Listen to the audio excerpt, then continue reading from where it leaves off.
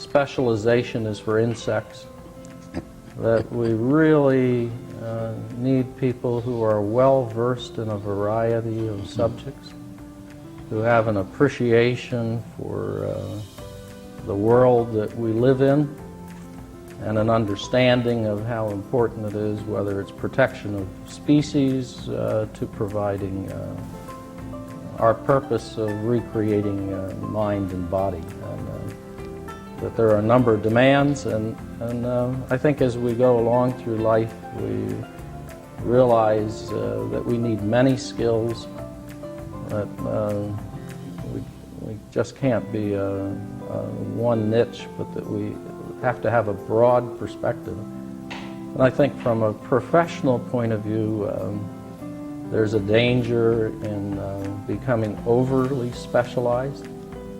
I think you want to have a variety of input. You want not to create a profession that is inbred and doesn't look beyond and see new horizons. Pressure in higher education today has been all toward more applied, practical kinds of things. People want to know how to get that first job and what I need to do on Tuesday morning. But as we all know, given today's world and the changes that are taking place, particularly in the area of technology, almost all of those practical kinds of things over the course of a career will change many times. So if you focus on those kinds of things, by the time a graduate's out 3 or 4 years, their education is totally outdated. So the broad general education and the basic understanding of the philosophical base, it's important to know, it's more important to know why we do things rather than how we do them. How and what.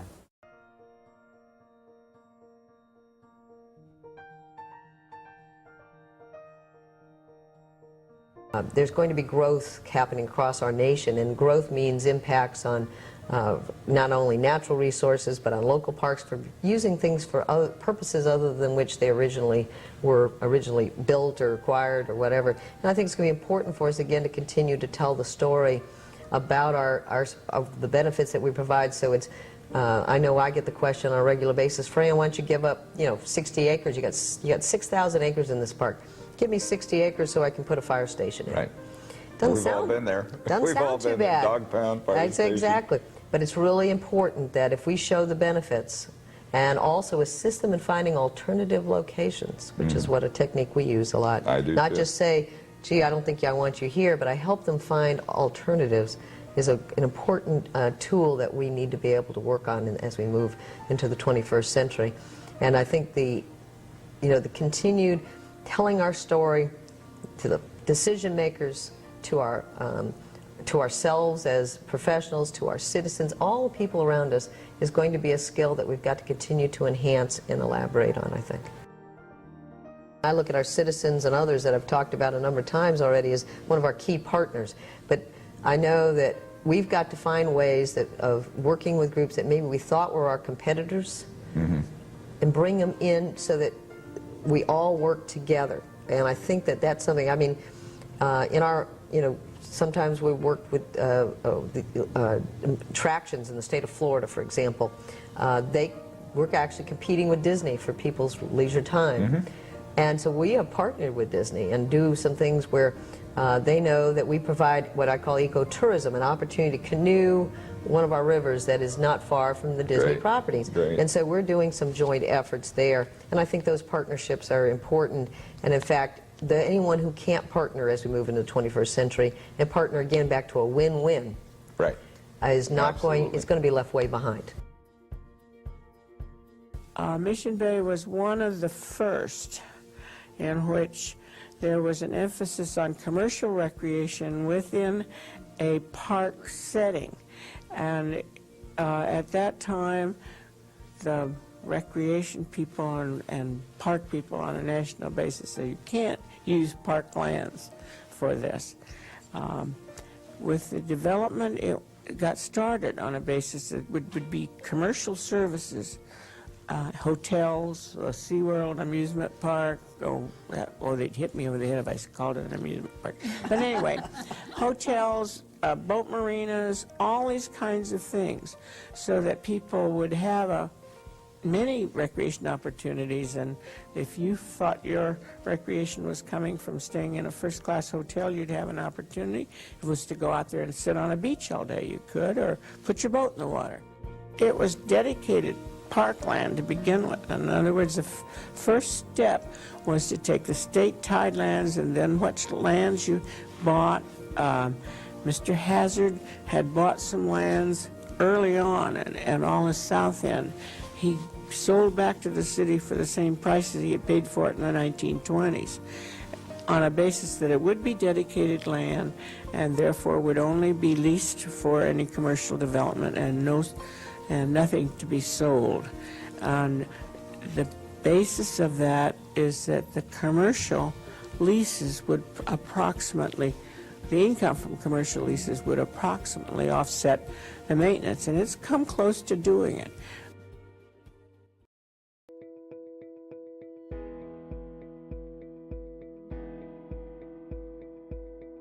If we're going to get people to be physically active, we've got to help people find what they enjoy doing.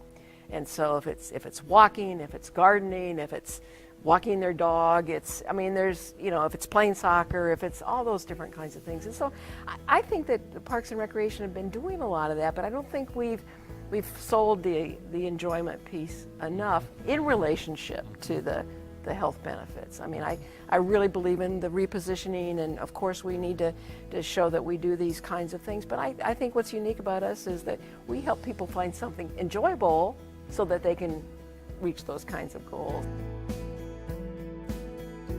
Really wanted to tell students, don't ever apologize for this field. I feel like sometimes, people is like, well, I'm not an engineer, or I'm not something else. Well, you are. You're a Parks and Recreation major, you're sports management, or whatever. This is a great thing. This is really wonderful what we do, and it's special. Nobody else is doing the kind of stuff that we do that enables people to enjoy life, and what could be, greater than that? Sure.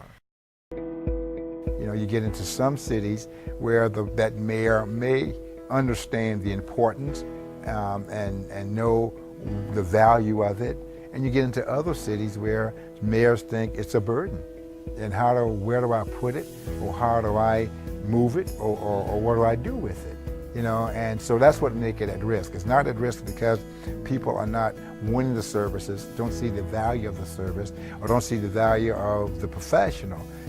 I'm scared because a lot of these mayors and city managers don't understand how do you intertwine this fabric into economic development or neighborhood revitalization.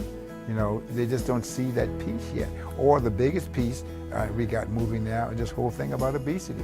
When these cities talk about obesity, a lot of agencies don't even know that we are a combative to obesity. They don't look at park systems for that, and that's what we do. We fight obesity every day with walking, jogging, trails, swimming, and all that. But they don't see that. They don't understand our line of business, and because they don't understand our line of business, they're making very bad strategic decisions about the park system. I realized that we had to do that. We had to go back to our roots and talk about the broader community, not just users. They're important, necessary, not sufficient to win community support. And so when you do that, you have to look at the broader pattern where benefits are. Now, there are a whole array of benefits that you can deliver. So we started doing that. And my experience was you would go to a city council and say, look, we do this with clean water, we do this with clean air, and we provide these kinds of opportunities and so on. And they would say, well, yes, that's very nice, but we have certain economic priorities in here. And it dawned on me that you have to make the case in economic terms. That does not in any way belittle everything else we do. But if you do not take dollars to the table, and everybody else does, you lose. And so we actually, when you start looking about, for example, the dollar value of fresh water, which comes from our natural streams because we protect watersheds, is enormous. It's gold today. When you look at the dollar value of clean air in our polluted cities, They can't pay enough to do that. We facilitate all of those kinds of things. By putting dollar values on them, we win community support. Even our advocates need those kind of numbers to make the case at the table. So I don't belittle the other benefits. I absolutely recognize them, but I can't win without dollar values, and that's why I focused on the economics first. And that you just start at square one. You just start by first looking at those values. You know, do you value inclusivity? Do you value diversity of experience? You know, do you value spirituality in its broadest definition of terms? Do you value fun? Do you value celebration? So the whole range of values there is where you really start. And I would really encourage professionals now to have lots of conversations with their staff about the values that that department holds. I really felt that was something that I missed growing up in the profession. I don't remember ever having a discussion about values when I was a student, or ever having a discussion about values when I was a young professional, or even when I was the director. I never sat down with my staff and said, what is it that we value as a department? And I think if we can get back to that core values, which drives our actions, you know, if we say we value inclusivity, then I've got to make certain that the programs and services available to the citizens in that community are open to all. Not hours of operation, but maybe it's fees. Maybe it's about where they're located. Maybe it's about how they're promoted. I mean, it directs everything that you do. And so getting back to the values of our profession, I think would be very, very important for us to settle down on. As a park and recreation professional, is we have to stop thinking about attributes. You know, and to me, a swimming pool is an attribute. It's what happens at the pool. That's what's so important. What happens at the pool is that a parent has one-on-one time with their child. You know, that child is looking in mom and dad's eye, and that's all they see, and the parent is focused on that child. That's one-on-one time that children crave. They crave it, they crave it, they crave it. And parents want to give it, but they feel that they can't. So if they go to places like swimming pools where they have that opportunity for that one-on-one time, that creates a much stronger bond between the parent and the child and the family unit than you're ever going to get sending the child off to school and the parent goes to work. Parks are those spaces and places where people can come together and interact with each other. And that, I think, is what we bring to the world.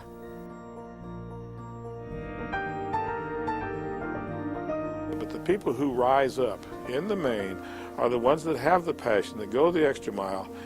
And I can't think of a better group to be associated with in any field. And I cross over fields a little bit. I know other fields. And these people, they're just flat out crazy. But they're in love with their work, and they have a sense and a foundation of why they're doing it. And that's just hard to beat.